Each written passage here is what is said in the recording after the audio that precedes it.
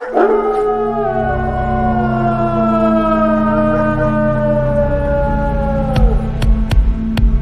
is the American Indians, indigenous peoples' truths. Justice for all, the most dangerous show on media anywhere.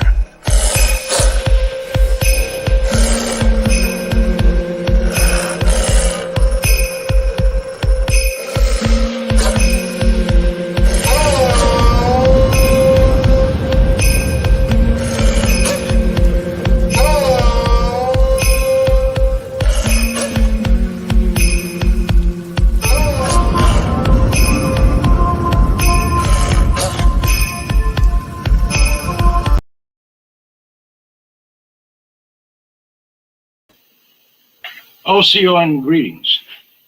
I'm Jay Winter Nightwolf, along with my co-host tonight, Sandra Hope from Saving the Circle. Hello, Sandra. How are you?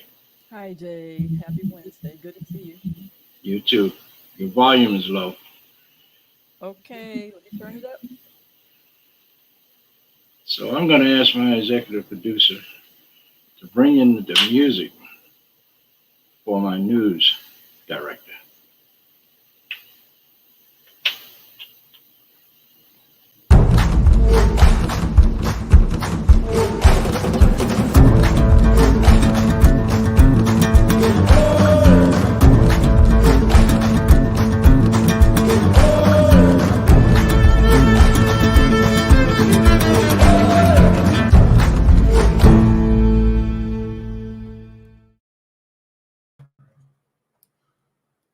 OCO, to all my brothers and sisters across this great country, I'm Don Walker, and News from Indian Country is now in session.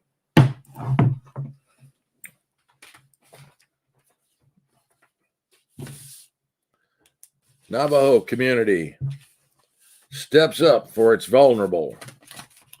This is brought to us by Felicia Fonseca and AP Ryder. Testo, Arizona. For as long as Raymond Clark has lived along on this quiet stretch of Navajo Nation under the watchful eye of the praying mountains, he has depended on everyone, yet no one. The 71-year-old has no vehicle or running water, but is content hitchhiking and carrying jugs down a dusty washboard road to replenish his supply. He works at home in Testo, painting murals and silversmithing, but friends often stop by. Or at least they did before the pandemic. Now, rides and visits are scarcer in an area with no grocery store or gas station and where homes sit far apart. The sense of community, though, never faded. While residents urged to stay home, tribal workers, health representatives, and volunteers have stepped up efforts to ensure the most vulnerable citizens get the help they need. Clark is among hundreds who live within the rural chapter, which functioned as a community lifeline even before the pandemic. On a recent day, he stepped outside his home in the midst of juniper trees and greeted a trio of Testo chapter employees who were unloading firewood from a flatbed trailer. It was unseasonably warm, but Clark knew he'd need the wood for frigid days ahead. Besides hauling wood, the chapter has filled water cisterns at people's homes, arranged for a monthly food bank distribution, provided septic cleaning, and one-time supply of propane during the pandemic. A tribal lawmaker also distributed hay.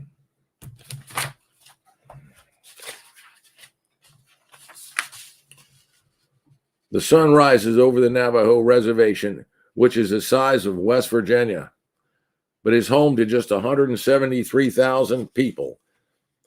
The COVID-19 death rate on the reservation is greater than any U.S. state. Nearly 30,000 people on the reservation have been infected with the COVID-19 over the past year, and more than 1,200 have died.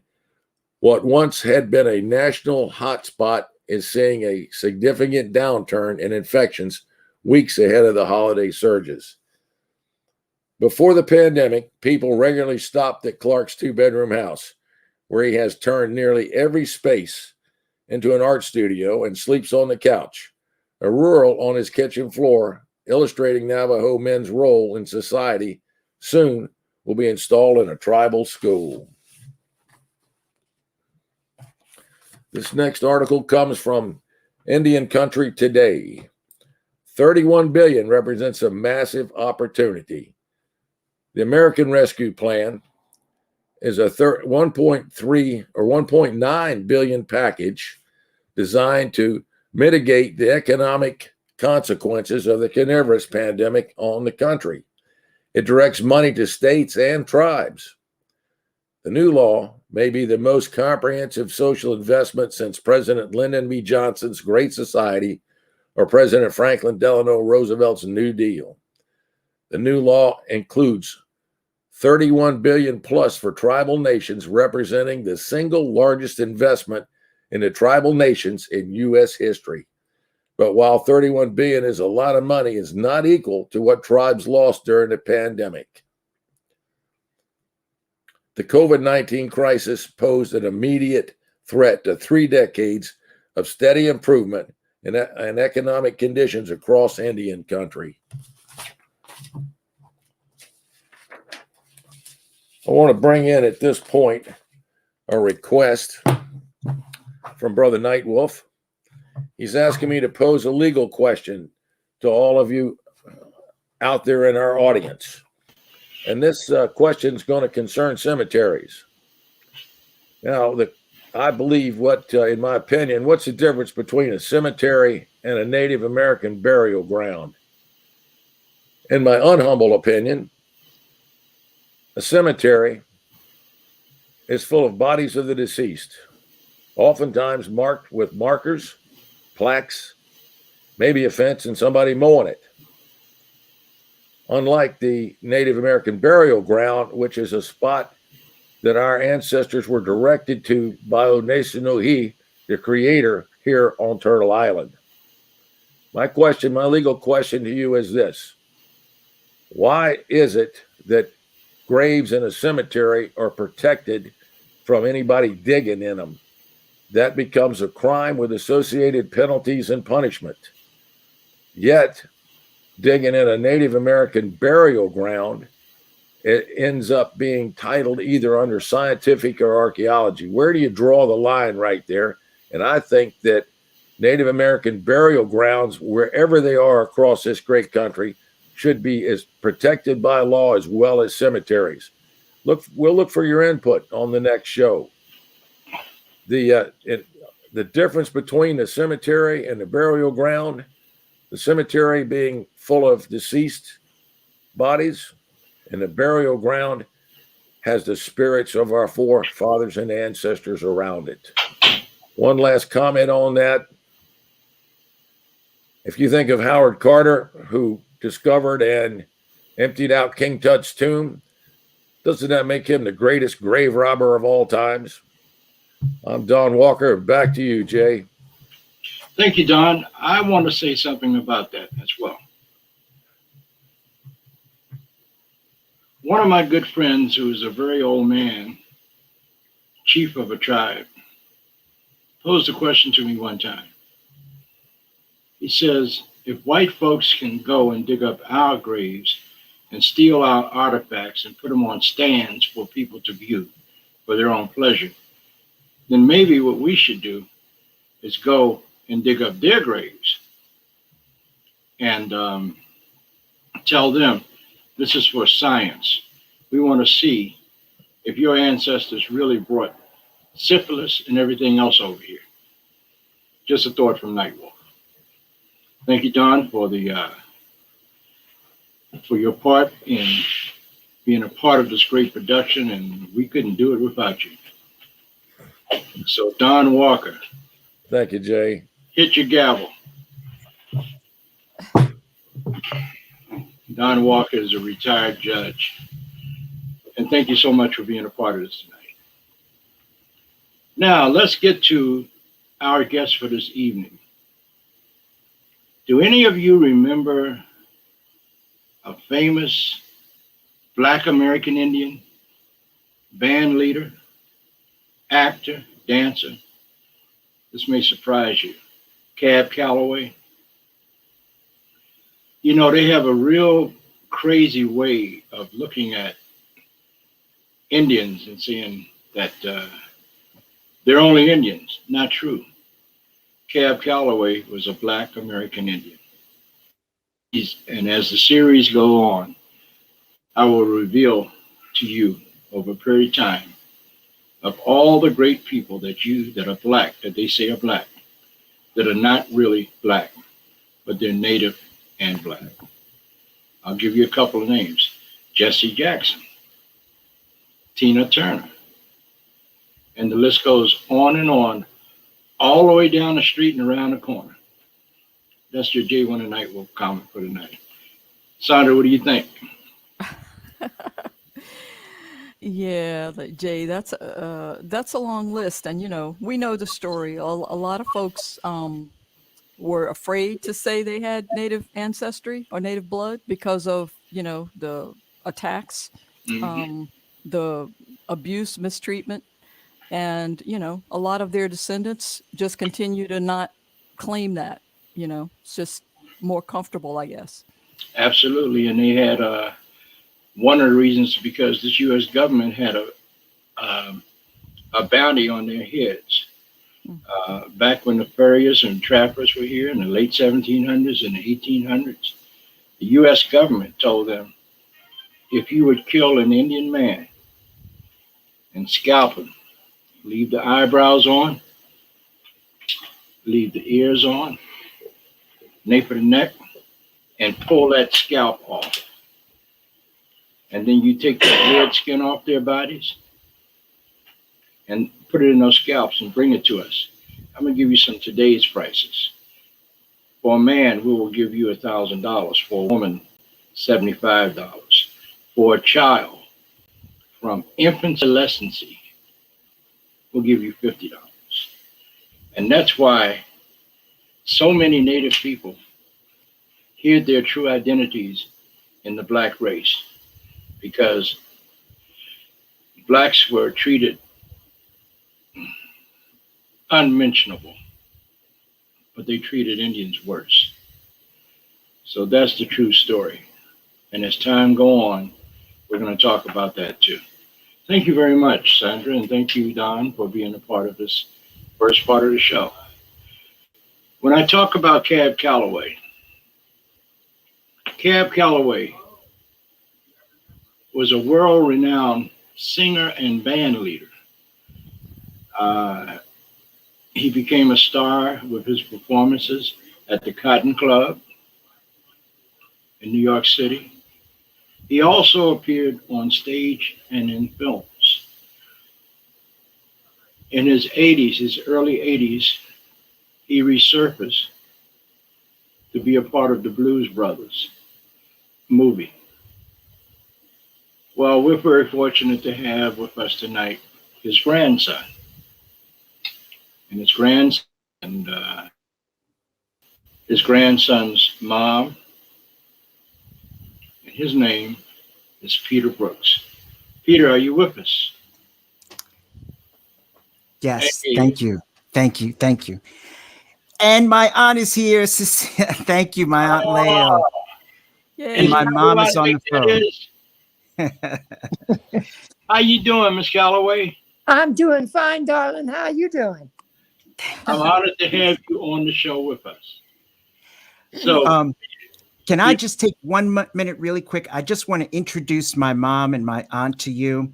And I just want to say, growing up in the DMV area, for me, hearing the Jay Winter Nightwolf show for as long as I can remember, I am so honored that this man even knows my name, because to me, when you talk about the great Native American people of this country, and I'm talking about people like Pontiac, Tecumseh, Chief Joseph, Crazy Horse, Geronimo, and many, many others, people from here like Turkey Tyack from Maryland, the name Jay Winter Nightwolf belongs right in there with Russell Means and Dennis Banks.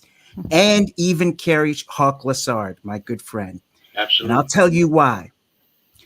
Because this man, and he belongs right in there with Malcolm X and Dr. King and Nelson Mandela, because he gave his life for his people.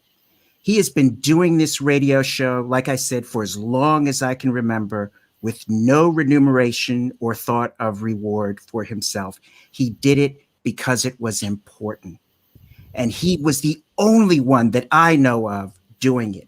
And he didn't do it in a way that would make him commercially successful. Instead, from the beginning, he called his show the most dangerous show on radio or in media. So he is no joke. And I just want to introduce you to him as your brother.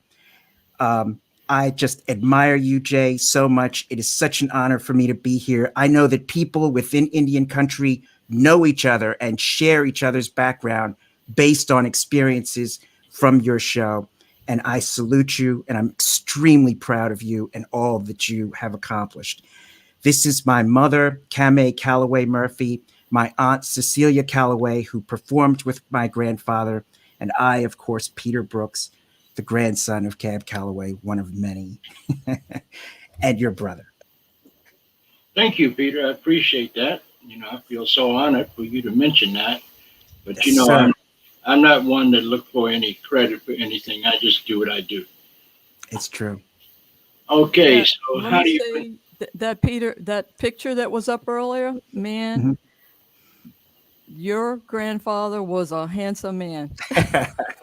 Sandra, I He didn't was mean to beautiful. leave you out either. Thank He you. was beautiful. Sandra, you are one of my favorite people, and I'm sure my aunt and mom will see why by the end of tonight. Sandra Hope is an amazing person, and I'm honored to know you as well, Sandra. Thank you. Well, thank Me you. too. And Me you too. can see my mom got all his looks. My aunt. Okay, so let's talk to your aunt. Tell us about your aunt, Peter. Go ahead, LAEL. Do you want to start? Well, No, I think that the proper protocol would be to start with your mom. very good. CAMAY Very good.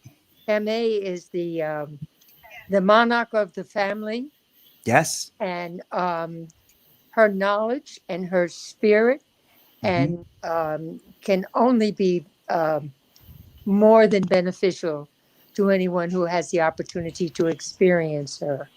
So Speaking of I feel that the right protocol would be to start with my sister, CAMAY. true. Camay, how are you?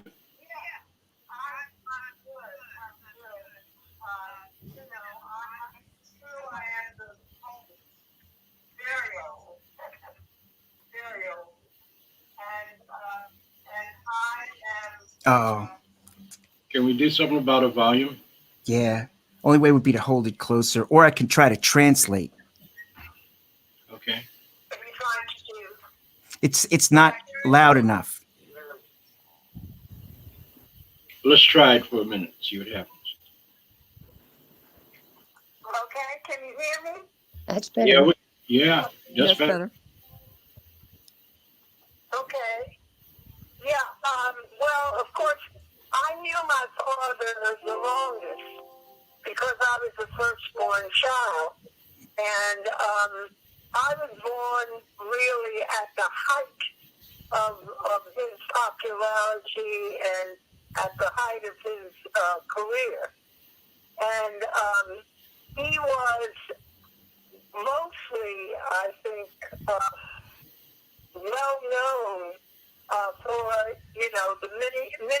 the song, Minnie the Moocher, which he claims he was singing this song and he forgot the words and he just put in the hidey highs and hoody hoes. But I never did believe that story because he was so precise and he rehearsed practically everything. And I know you said that he was a great singer. He was a great dancer. He was a great actor. Mm-hmm. He was a great handicapper with with the horses at the different tracks. And he made himself famous. I mean, he had such a keen ability to use excellent players for his band. He had a keen ability to be at the right place at the right time. He was well liked by the gangsters of that period, who had all the money and all the influence in the nightclub world, and he was just an extremely talented, perceptive, and charismatic person. I didn't live with him at that time, but I was living with my mother, and he would come and see me and take care of me and contribute to my, to my keeping. And he really had this very Indian, Native American look, because he had this very straight black hair, which he used like the dancers do now, and shaking his head and making it, go all over and look really good. So anyway, his whole story is in a couple of books, and he has been in film. He's been on the radio. He had a radio program during the war, and I think was one of the first African Americans to have a national radio show. And my aunt, who is also an entertainer, Blanche Calloway, she had a band, and she was also a radio personality in Florida. Yeah, I remember that. I had the familiar with the radio, and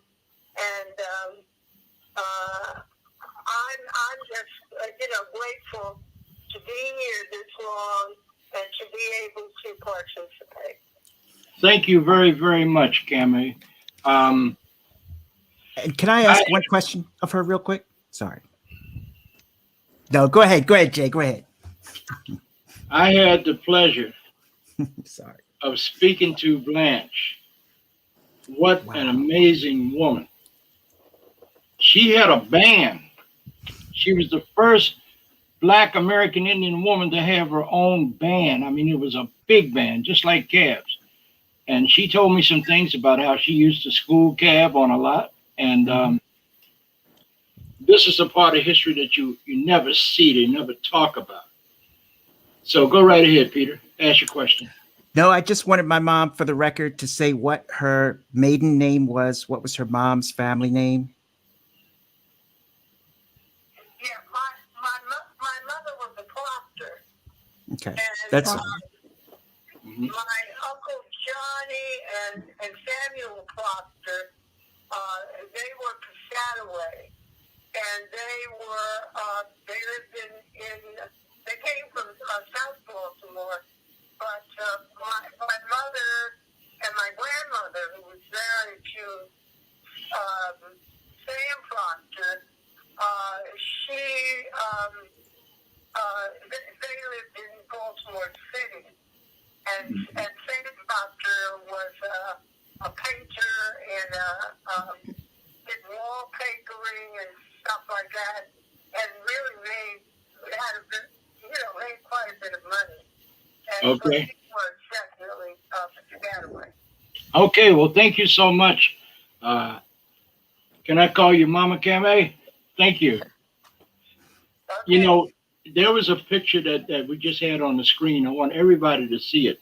Leslie, if you can go back to the picture before this one. Cab Calloway made the Zook suit famous. And those of you that don't know what a zoot suit is, let us see that picture a minute, Leslie, if you can.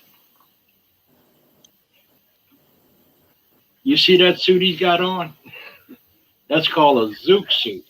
You see that long chain, that gold chain hanging down with his watch on it? Cab Calloway made that famous. So now let's go to your Aunt Like Cecile. pre-hammer. Huh? Yes. Pre-hammer. Yeah, well, Before hammer time. exactly. But Hammer couldn't hold a light against Cab Calloway. So now let's go talk to your Aunt Cecilia. Hello, Cecilia. How are you? Oh, I am just fine, darling. How are you? I'm even better now that I see your smiling face. Oh, thank you. More. You look beautiful. So I do apologize for my delay in getting onto the show. I had a little bit of car problems, but I made it. but you know what? The most important thing is you're here now. That's Yes, right. indeed. Yes, indeed. So please do me now. This picture that's on the screen is Yeah. Cab Calloway and his sister Blanche, right? Yes, Oh, she was a pretty girl. Very, very Gosh, she was a pretty girl. yes. Mhm. He was gorgeous. Well, they see the old Cab ways he throws his head forward and all that hair comes down in his face and he does like that and it goes right back in place. You all know that a lot of black entertainers spent a lot of money getting that process, that do, to make their hair like that. But that was Cab's natural hair. He was a Native American. And Absolutely. and thanks, Jason Robinson, for your comment. But let me ask you this, Cecilia. What do you think was one of the most important things that Cab Calloway did with his life? I think the most important thing, which I think needs to be expressed even more, is the fact of my dad and all of the people within that era were huge humanitarians. Mhm. And people don't really understand the fact that that's what they were. They were all talented in many different ways, but they all took care of one another. Yep. They protected one another. They had, they had like your rent parties. I eat, you eat. They took care of one another and protected one another, which is what is so missing today Mhm. within in humanity. Period. Is that people don't know how to take care of one another and do it sincerely. They went through. I've been so blessed with how I was raised, what the experiences that I've been able to live through, and what I have gleaned from them. And I had the opportunity to work with my dad starting at a very young age, and then later on in life. But I also had the opportunity to meet and be around a plethora of wonderful, wonderful people within that era. Mm-hmm. And to realize that many times they were put on, pedestals and, within our society. But the point was that just like the doctors, excuse me, and lawyers or anybody, or that their job was to entertain, whereas other people's jobs what they were, but it was all the same, that they were people. Mhm. They were more people then than we have people being people in the entertainment field now. You have a whole lot of false, um, uh, well, I won't even get started with that in reference to what you're hearing now as far as music is concerned. I'm looking for it. I'm waiting to really hear it again. And I am one that's going into history. I'm putting together my memoirs, as well as I'm doing a family legacy history timeline starting back. I've only been able to go back to 1815, starting with, Cabell 1, 2, and 3. And Cabell 1 was born on a plantation in Nelson County, Virginia. And his parents were slaves. And but I'm trying to go back a little bit further so that I can get more of the history as to we all have some native blood in us. But they, if you think they keep it a big secret from coming supposedly over from Africa, forget trying to find out what your native blood is. They keep it a big secret, and it's hard to find it. It has been for me. But you know something? They never tell the true history, because the very first slaves on Turtle Island or in the Western Hemisphere were Indians. They enslaved us and sent us off to the Caribbean. To Christopher Columbus. He took some back to Spain, and the town deacons there sold Indians into slavery. Not to mention the ones they kidnapped and took back to Europe. Mm-hmm. So this whole thing about how they try to, it's beginning to come to fruition. And then you got a lot of Indians today that talk about, we had slaves. You didn't have slaves. People that escaped the plantations and the auction blocks, the first thing they did was to run back to the ocean and try to find a vessel to get back to Africa. But they couldn't do it even if they had one, because they were kept in the hold of the ship in the dark, and they couldn't see anything. And in order to travel across large bodies of water at night, you have to follow the stars. So they didn't know where to go. Right. When they got back and they couldn't find a vessel, what did they do?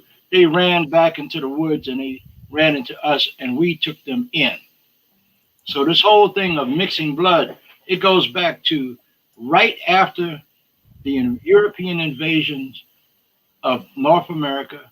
And it's crazy how they just try to tell the lies about us. I'm sorry, I didn't mean to break off that for you, but go right ahead. No, that's wonderful. The conversation is grand. We need more conversation. We need to expose our children to more conversation. The travesty is that all of these years, the ones that are being hurt the most are our children. Mm-hmm. What do they see? What do they know? What are they learning? What is they need to learn? What's on the inside? Where you truly do come from, and what you're truly about isn't just what you may see or what is being broadcast on the television or your computer or this, that, and the other. It's got to be inside. Yes. Please tell us about the amazing project you're doing. She actually is looking for a little help, I think. Well, I'm working on a project. It's called The Pride in the Journey. Have you ever heard of Dr. Robinson from Philadelphia? Yes. Okay. He started PAFO. Mm-hmm. And Temple University, so on and so forth. Well, I'm working with this project that he put together before he passed. It's called The Pride in the Journey, which depicts the African American history going back to our kings and queens and princesses, and they are I have the canvas paintings. Right. Of each of the heroes, or what they are called, in the book, and then we have a 400-word biography on each of the heroes, and we go through different categories, athletes, politicians, writers, mm-hmm. Depicting the different parts of them, and we take the children and adults and everyone on this journey. and it's something that should be in everyone's household, I believe. And what I'm working on is after we get this gallery together and get it into different places. That was a few years ago. They, Who's that young lady? why, that's me, of course. Oh, you're so pretty. Oh my God! I wish I'd known you back then. Oh gosh, here we go. And that's opposed to now, right? No. 'Cause I Dug would yourself in a hole there. no, I would have been young again. But what I want to do is to what I'm doing is that I'm working with trying to get this into our school systems, try to get this into our libraries, and try to get this on the internet, because right now that's part of the way that we can communicate to our children. Like I said, they need to know where they come from before they can know where they're going. Mhm. And can I offer you something? Anything that I can do to help you with that, I'll do it. oh, thank you. And where do you live? You live in Baltimore? Well, honey, I live in the universe. Okay. Now I need to know where to find you, because we can sit down and talk about this project face to face. Peter, you'll help me do that, right? Oh, yes. Yeah. Okay. Well, I was in Baltimore. I will be back in Maryland area. Right now I'm in New York and upstate New York, and then I have a business operation that I have out of Connecticut. So like I said, I try to get around. Just kidding. Oh yeah, But you get around. I just want to take this just a little step further with you, sir. What I want to do is to take our different cultures. The next 100 or so heroes I want to do on the Native American culture. Okay. Get the history and get the heroes of our Native American culture, and get the paintings done, the oil canvases done, and then get the writings of the 400-word biographies done. Now, what I do also is I go into the schools and I do like a workshop with the children, and they can, we read them and we can pick out different ones of the heroes, and then I have the students to pick out which one that they want to emulate. Then I give them a little bit after they've read it, and then I tell them, now become that person, become that hero. What are you feeling on the inside? How are you relating to this hero? And the beauty of it is, my darlings, is that's all part of you. That's what's making you you. So Absolutely. That's right. own And I it. think if I can dovetail on that, and I think what happens is, she and my mom have this authority because that's what they witnessed my grandfather doing, believing in himself and believing in who he was, even though it was radically different from everybody else out there. He never gave up on who he was. I think that's one of the reasons why I have so much love and respect for Calloway. Sandra. Well, I was gonna say, so mom and sister, did you both? What was the most? What did we remember most, or what was the greatest contribution that Cat Calloway made? And the reason why that's so hard to answer is because he influenced. We talked about the suit. He influenced clothing. He wrote a dictionary, a Hepcat dictionary that was part of the that's in the Library of Congress. And he wrote many songs. He composed, and he has a whole discography of songs.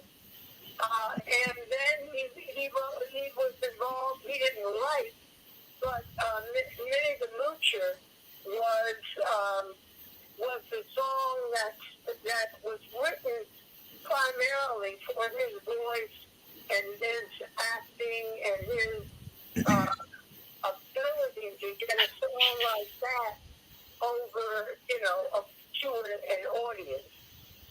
He was a master of putting an audience at ease and making them feel that he was almost right there for them.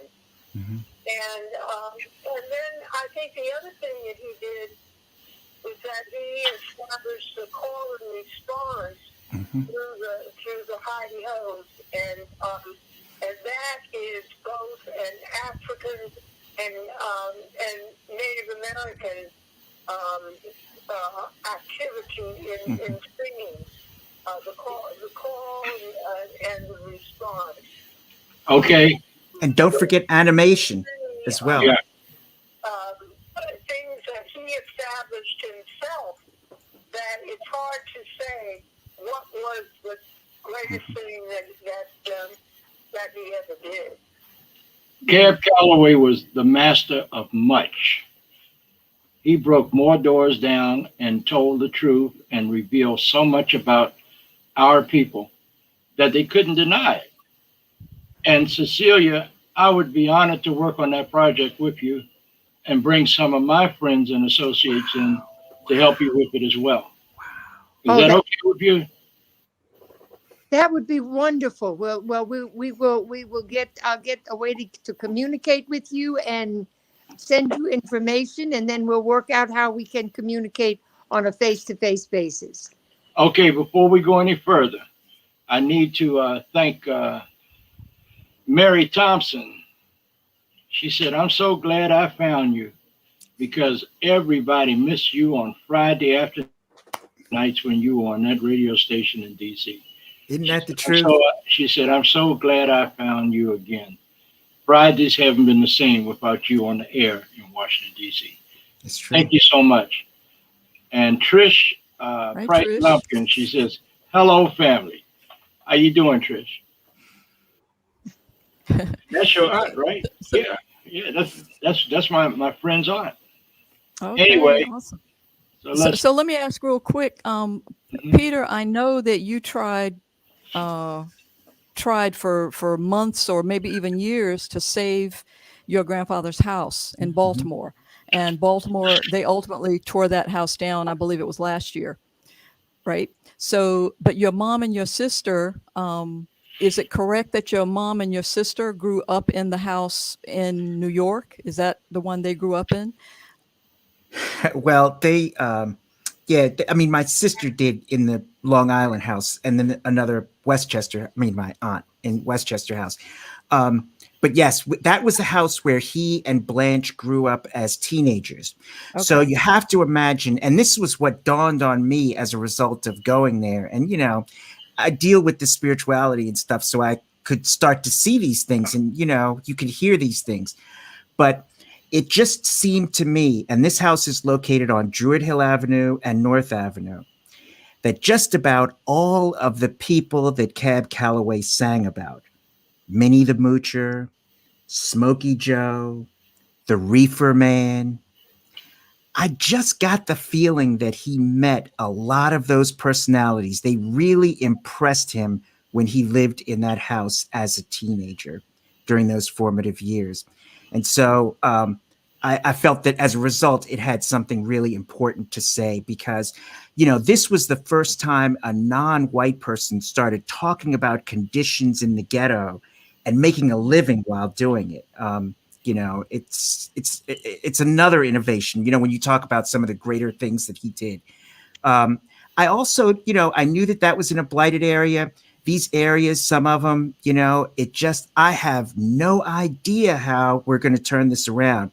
And the house, I thought, was something great that you could point to that came from that neighborhood. And I was hoping that it would inspire kids and perhaps turn the neighborhood around in some small way. But it wasn't to be the case. We waited until too late, and I fault myself for that as much as anyone, that I was not a better custodian of my grandfather's legacy.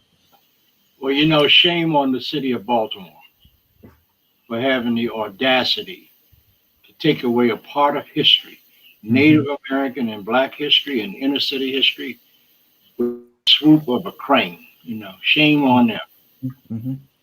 Yeah, But because this think is about the inheritance of these children that are born in Baltimore. The fact that Cab Calloway is from Baltimore is something you're supposed to be proud about. And when you go to Cincinnati and New York and stuff, you're supposed to be like, yeah, Cab Calloway comes from Baltimore, and so does Billie Holiday. You know what I mean? You're supposed to be. I didn't understand it, but sorry. Carry on, Sandra. That's okay, but his legacy has not been destroyed. Sure, it would have been wonderful to be able to walk through that house and see where he lived, where he existed, but think about all of the people that have interacted with your grandfather and with your grandfather's family. I mean, I can't even read all the names that I see that interacted and practiced and sang with him and danced with him. Nat King Cole, Duke Ellington, Sammy Davis Jr., Pearl Bailey. Yeah. Ruby Dee, Ossie Davis, Harlem Globetrotters, Michael Jackson, Nipsey Russell. I mean, think about all of these people whose lives your grandfather touched, and every person that he touched, all of those people touched many, many more people. So, Cab Calloway's legacy will live to eternity, and there is nothing that can. There's probably very few people on this world that cannot say that somehow, whether they know it or not, they have been affected and impacted by Cab Calloway. So his legacy is alive; it lives on, and I wish the house was there. I wish I had known it was there before it was torn down. But certainly, his legacy, his family, it lives forever. So you should be proud of what you tried to do. Absolutely. And the other thing, one of my favorite drummers in the world was Cab Calloway's drummer, Cozy Cole. Cozy Cole. Cozy Cole. Yeah. Now, Mom knew him. He was wonderful. He played for Blanche also for a short period of time. He was also a drummer for Blanche, Cozy Cole. All in the family.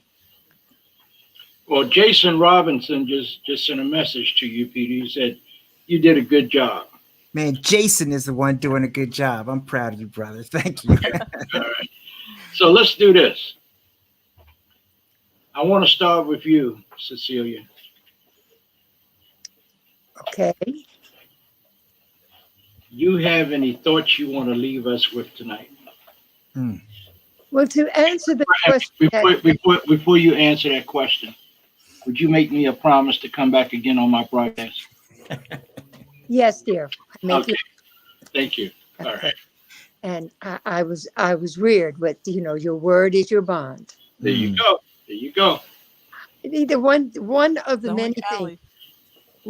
many things that my dad instilled into the world, into the universe, was the fact that he showed our culture how to believe in themselves, to have self-respect.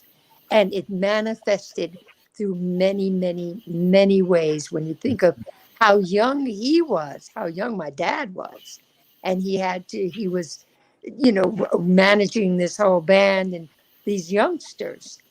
But he made sure it's how it manifested in how you talk, how you walk, how you dress. You don't go out anywhere with just anything on. How you manage your time, how you live your life, how you continue to work on your gift. If it's playing the trumpet, the saxophone, dancing, whatever your gift was. Because that man rehearsed. He was the backbone for so many people to instill within them, be who you are and work on your craft and believe in yourself. And hell with everybody else. Come. That's right. And if I could tell one story, so my Uncle George would drive my grandfather as he got later in years to some of his performances, and they would go over this bridge at the Tappan Zee Bridge in New York. And my Uncle George, for the first time when he was driving my granddad, was really cavalier with the toll keeper, right? And my granddad said to George, and this, he did this to all of us, my mom and my aunt and myself. He says, don't treat people like that, son. Those are my fans. You know, those are the people who love me. Be careful how you talk to them.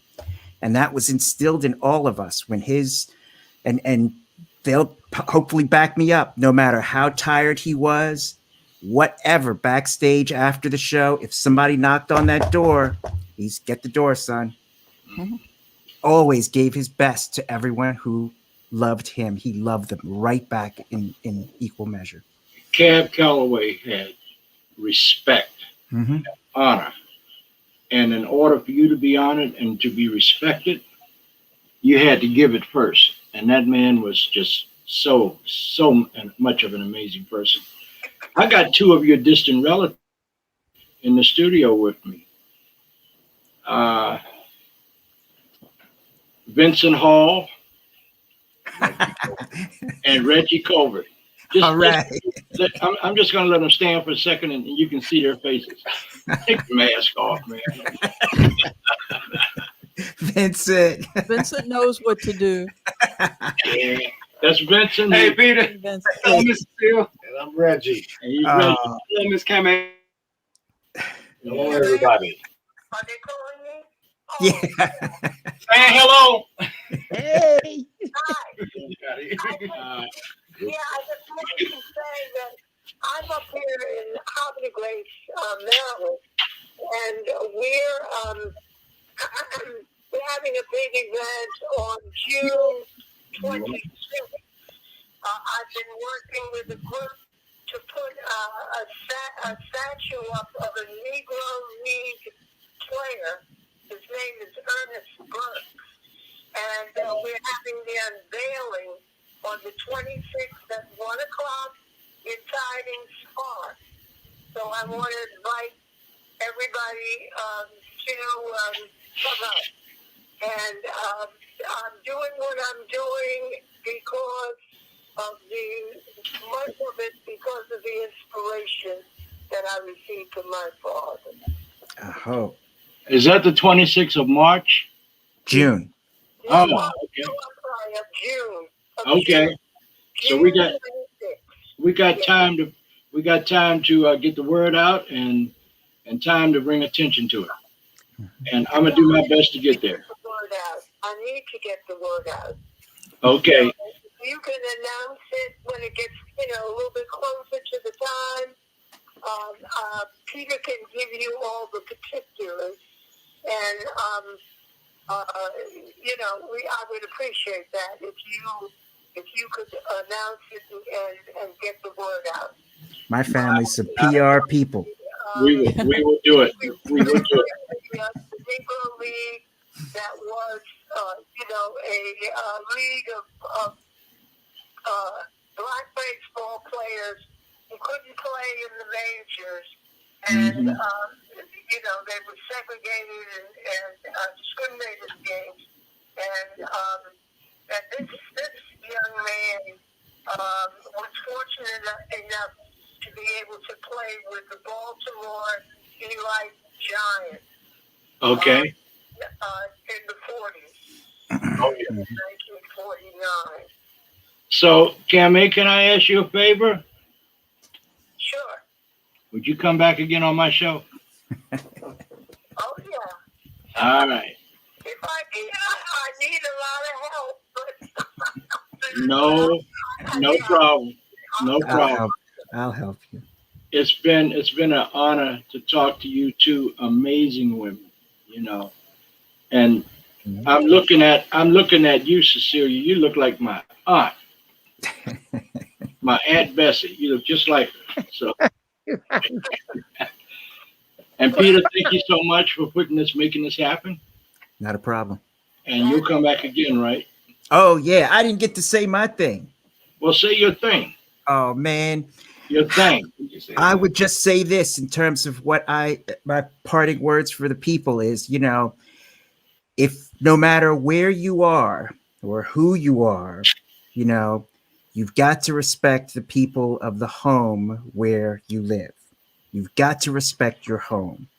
And, you know, this land belonged to the native people, and so you've got to respect that. You have to learn what that means and how to reconcile yourself with what's happened, because it's very, very important, you know, Yes, to live at one with the land, live at one with nature, to understand how to survive thousands of years in this continent. It's through cooperation and respect, and not through violence and greed. And so absolutely. that's the lesson to be Hashtag learned. land Thank, acknowledgement. thank you, Peter. So, Sandra, you have any closing thoughts quickly? Yeah, just quickly, I just wanted to tell our viewers from last week, we still owe 8 of you the Redbone book, and we are going to work on that this week. So we have your names. We're going to contact you for your mailing addresses, and we're going to get those out to you hopefully this week. Okay. I want to leave you all with these thoughts.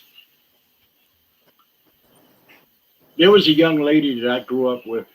We played in the inner high orchestra together. We played in a group called the Ambassadors. And she went on to become a violin. Her name is Lauren Elliott. Last week, it happened. Mind talking. I had a stroke. I had that stroke was the day that my friend Lauren Elliott took her last breath. And I'll see you again, Lauren, you know, because life don't end right here. But I am so thankful that that morning when I had the stroke, before I woke up, I had a dream about you. It was more of a vision, and I knew you were leaving me.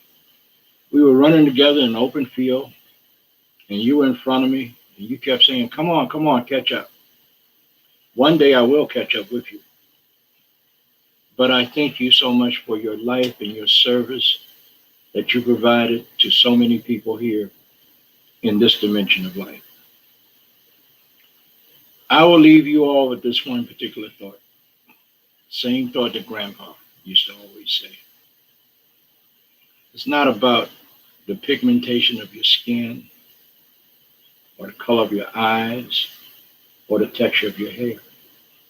It's not about the clothes you wear. It's not about your ceremonies. It's not about what you eat, your tradition. What it's really all about, and I want you to hear me, is how you treat my heart. That's what it's all about. Thank all of my guests tonight. Amazing people, very amazing people. And I love you all. And I'll leave you in the words of Cherokee. Danada, Goai, Wado. Thank you.